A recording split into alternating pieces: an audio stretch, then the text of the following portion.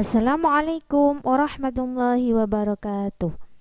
Halo anak-anak kelas 2 yang Bunda sayangi. Apa kabar hari ini, Nak?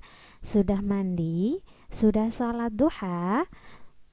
Semoga kalian sehat selalu dan selalu semangat belajar.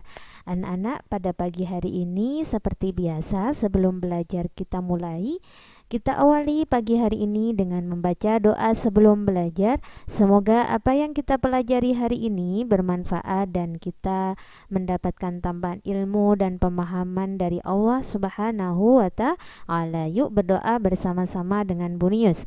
Bismillahirrahmanirrahim. Rabbi zidni ilma warzuqni fahma waj'alni min ibadikas sholihin. Ya Allah, tambahkanlah ilmu kepada anak-anak didik kami dan berilah mereka pemahaman dan jadikanlah mereka anak yang sholih-sholihah. Amin. Anak-anak, pada pagi hari ini kita akan melanjutkan pelajaran ke-8, yaitu senang bisa membaca Al-Quran. Pada minggu yang lalu kalian sudah membaca dan menghafalkan surat Al-Asr dengan artinya. Bunius ucapkan terima kasih karena kalian sudah mengerjakan tugasnya dengan baik. Yang belum mengerjakan segera mengerjakan agar tidak ketinggalan. Anak-anak, kita lanjutkan pada pagi hari ini pada sub C, yaitu pesan surat Al-Asr. Setelah kalian membaca, setelah kalian mengartikan, kita pelajari apa sih isinya surat Al-Asr itu, biar kalian tahu apa isinya. Agar tidak membaca saja, kita harus tahu maknanya, isinya apa yang terkandung dalam surat Al-Asr.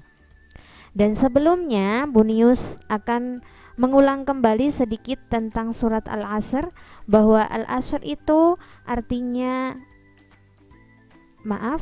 surat Al-Asr itu ada berapa ayat, Nak? Setelah kalian menghafalkan, setelah kalian membaca, itu surat Al-Asr ada berapa ayat? Surat Al-Asr ada 3 ayat. Betul sekali. Wal 'ashr innal insana lafi khusr illalladzina amanu wa 'amilus sholihati wa tawashaw bil haqqi wa tawashaw bis sabr. Ada 3 ayat.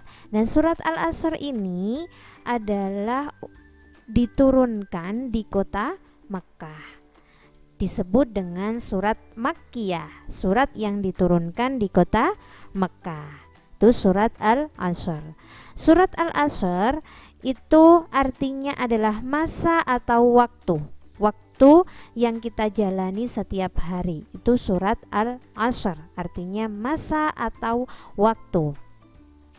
Surat Al-Asr ini urutan yang ke-103, Nak. Itu surat Al-Asr. Nah, kita mulai dari ayat ke-1, yaitu berbunyi wal 'ashr. Artinya apa, Nak? Masih ingatkah? Wal 'ashr artinya adalah demi masa atau waktu. Pada ayat pertama ini menerangkan tentang waktu kita. Nah, kita setiap hari ada 24 jam. Nah, waktu itu sama. Jam itu berputar dengan angka yang sama setiap hari, tetapi itu tidak bisa kembali lagi. Waktu yang sudah terlaksana tidak bisa kembali lagi, dan berbeda dengan waktu besok. Untuk itu, apa yang harus kalian lakukan? Yaitu menghargai waktu.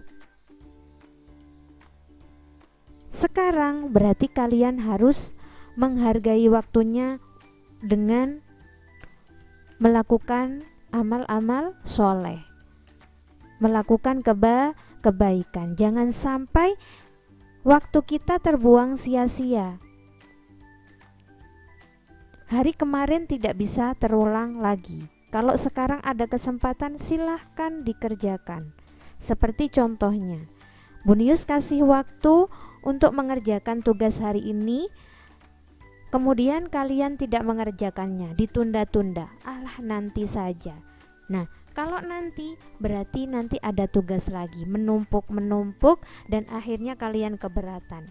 Berarti itu artinya kalian tidak menghargai waktu. Waktunya terbuang sia-sia. Makanya itu anak-anak harus lebih menghargai waktu. Kalau sekarang waktunya agama, berarti kalian harus belajar agama. Kalau sekarang mengerjakan tugas, ya sekarang langsung dikerjakan, tidak usah ditunda-tunda, karena waktu tidak bisa kembali lagi, padahal jam itu berputar yang sama, dengan jam yang sama, tetapi waktunya berbeda. Waktu yang sudah tidak bisa kembali lagi, dan waktu besok berbeda lagi dengan waktu yang sekarang. Nah, itu surat Al-Asr ayat 1. Kita harus menghargai waktu untuk melakukan hal-hal yang bermanfaat. Ayat kedua berbunyi innal insana lafi khusr. Artinya adalah sesungguhnya manusia itu benar-benar dalam kerugian. Jadi manusia itu semuanya akan rugi, akan merugi. Siapakah orang yang merugi itu? Semuanya. Siapakah orang yang tidak merugi itu? Dia adalah dijelaskan di dalam ayat ketiga. Ayat ketiga berbunyi illalladzina amanu wa amilus solihati wa tawassaw bil haqqi wa tawassaw bis sabr. Artinya kecuali orang-orang yang beriman dan mengerjakan amal soleh, dan nasihat menasihati supaya menaati kebenaran, dan nasihat menasihati supaya menetapi kesabaran. Nah, anak-anak, di ayat 2 tadi dijelaskan bahwa semua orang akan merugi. Nah, diperjelas lagi di ayat ketiga. Siapa orang-orang yang tidak merugi? Kecuali adalah orang yang tidak merugi itu adalah satu, orang yang beriman kepada Allah, selalu mentaati apa yang diperintah Allah dan menjauhi larangannya. Itu adalah orang yang beriman kepada Allah. Sholat, ya, berzikir kepada Allah, berdoa kepada Allah, itu orang yang beriman kepada Allah, menjauhi larangannya. Itu adalah orang yang tidak merugi. Coba orang yang rugi, orang yang tidak sholat, meninggalkan sholat, ruginya kapan? Ruginya nanti kalau di akhirat pasti merasakan. Di dunia pun kalian juga akan merasakan. Ruginya nanti kalian akan mendapatkan siksaan dari Allah, dan pasti kalian akan rugi. Kenapa saya dulu tidak sholat? Pasti menyesal seperti itu. Nah, untuk itu mulai dari kelas 2 ini kalian harus beriman kepada Allah, biar nanti waktu yang akan datang tidak akan merugi, karena waktu tidak akan bisa kembali lagi. Yang kedua, orang yang tidak merugi yaitu mengerjakan amal soleh. Amal soleh itu bukan berarti hanya beramal saja dengan uang, tetapi amal soleh itu mengerjakan perbuatan baik.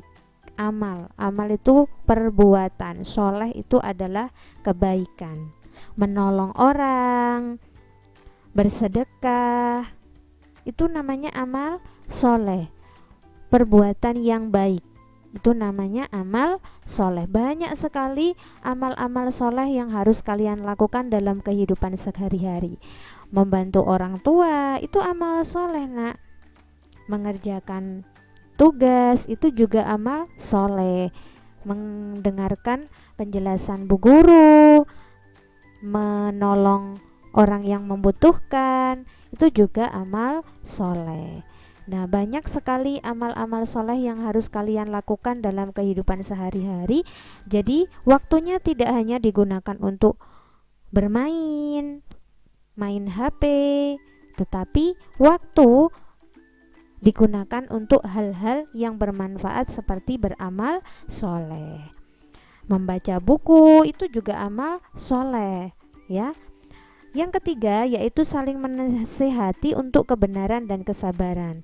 Saling menasehati antar teman.